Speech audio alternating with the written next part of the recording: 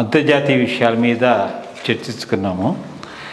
ఇప్పుడు మనకి జాతీయంగా ఇవాళ క్లుప్తంగా ఒక విషయం చర్చకు వస్తుంది. అంటే స్టేట్ ఎలక్షన్స్ మన రీసెంట్గా అయిపోయిన తర్వాత భారతదేశంలో ముఖ్యంగా ప్రతిపక్షం రూలింగ్ పార్టీస్ రెండు ఉంటాయి. కాంగ్రెస్ చాలా మటుకు వీక్ అయ్యి మళ్ళీ ఇది సో ఇప్పుడు కొత్తగా వాళ్ళంతా ఏమైందంటే మనకి 2023లో ఇండియా ఇంక్లూజివ్ పార్టీ అలయన్స్ అని పెట్టుకుని స్టార్ట్ చేశారు. కాంగ్రెస్ కొన్ని చోట్ల మిగిలిన వాళ్ళని దగ్గరికి రాణిస్తుంది, కొంతమందిని రానియట్లేదు. సో దీంట్లో చాలా కన్ఫ్యూషన్ గందరగోళంగా ఉంది.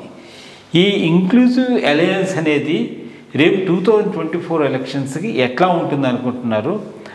బీజేపీని సమర్థవంతంగా ఎదుర్కోగలదా, లేకపోతే మళ్ళీ is it an advantage for BJP to contest the elections because of good performance over last 10 years? So దీని మీద మీ అభిప్రాయం? ఒకటి, ఏ దేశంలోనైనా ప్రజాస్వామ్యం బలపడాలన్నా పటిష్టంగా ఉండాలన్నా రెండు ప్రధానమైన పార్టీల అవసరమైతే ఎంతైనా ఉన్నది, దాంట్లో ఏమీ డౌట్ లేదు. భారతదేశం స్వాతంత్ర్యం వచ్చినప్పటి నుంచి ఈ పరిణితి సరిగ్గా జరగలేదు. చాలా రోజులు అంటే ఆల్మోస్ట్ 1947 నుంచి 67 దాకా ఏకపక్షంగానే కాంగ్రెస్ పాలన చేసింది. ఇన్ఫ్యాక్ట్ అప్పట్లో రాజాజీ గారు స్వతంత్ర పార్టీని స్థాపించడంలో కూడా ఇది ఒక ప్రధానమైన అంశంగా చెప్పుకున్నాడు. అపోజిషన్ అనేది ఉండాలి, అపోజిషన్ స్ట్రాంగ్గా ఉండాలి, అప్పుడే ప్రభుత్వాలు సరిగ్గా పనిచేస్తాయి, వితౌట్ డిక్టటోరియల్గా ఉండకుండా రెస్పాన్సివ్గా ఉంటాయి అనేది ఆ రోజు ఆయన పాయింట్, చాలా ఇంపార్టెంట్ పాయింట్. బట్ అది సరిగ్గా 2 పార్టీ సిస్టమ్ అనేది సరిగ్గా పరిణితి చెందలేదు. 1967 వచ్చేటప్పటికి కలగూరగంపు వచ్చిందే కానీ ఒక్క పార్టీ దానికి ఎగ్నెస్ట్గా, కాంగ్రెస్కి ఎగ్నెస్ట్గా రాలేదు.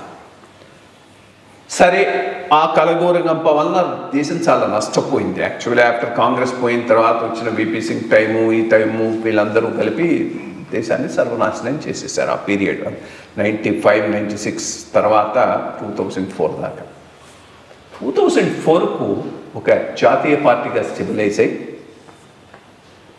ఈ బీజేపీ రావటం, బీజేపీ వచ్చిన తర్వాత కాంగ్రెస్ కనుక సిద్ధాంతపరమైన బేస్ ఉండుంటే అంత త్వరగా కొలాప్స్ అయి ఉండేది కాదు. కొలాప్స్ కాకుండా ఉండుంటే 2 పార్టీ సిస్టమ్ అప్పటి నుంచి అమల్లో ఉండుండేది. కానీ కాంగ్రెస్ ఏమైంది, సిద్ధాంతపరమైన బేస్ లేకపోవటం, కేవలం ఒక ఫ్యామిలీ పార్టీ కావటంతో అన్ని చోట్ల కొలాప్స్ కావటం మొదలెట్టింది.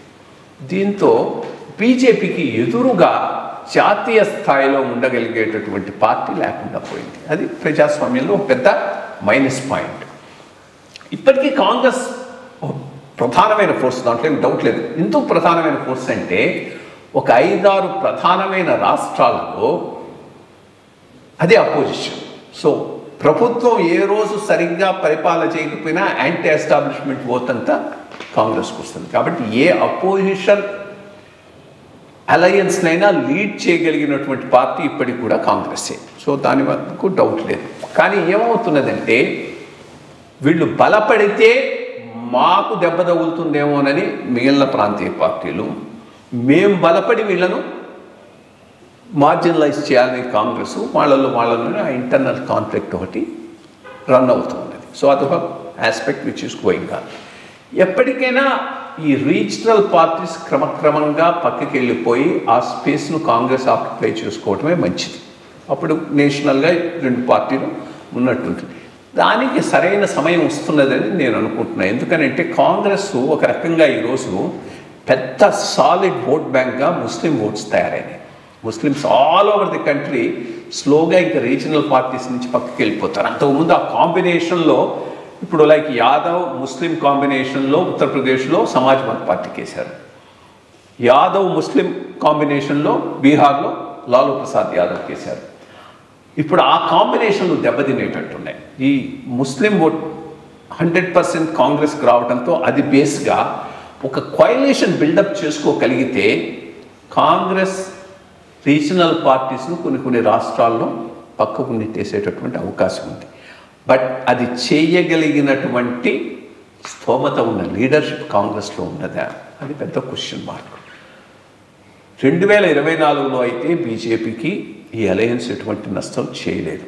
అసలు ఈ అలయన్స్ ఒక కామన్ ప్లాట్ఫామ్ మీదకి వచ్చి స్ట్రాంగ్ ఫ్రంట్ని ఇవ్వగలుగుతుందా అనేది అనుమానం. కానీ ఆ పైనైనా ఏదైనా బీజేపీ తప్పిదాలు చేస్తే మాత్రం దాని బెనిఫిట్ తప్పకుండా కాంగ్రెస్కు పోతుంది. చూద్దాం. 24 వరకు అయితే ఈ అలయన్స్ పెద్దగా ప్రభావం చూపలేదు అని నేను అనుకుంటున్నాను. బట్ లాంగ్ రన్లో ఏదో ఒకటి నేషనల్ పార్టీ బీజేపీకి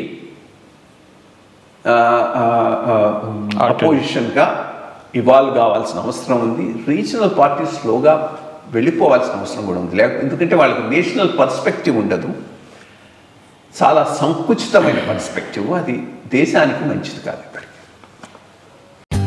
For more updates, like, comment, subscribe to our channel. Hey darlings, గంటని click చేయడం మర్చిపోకండి.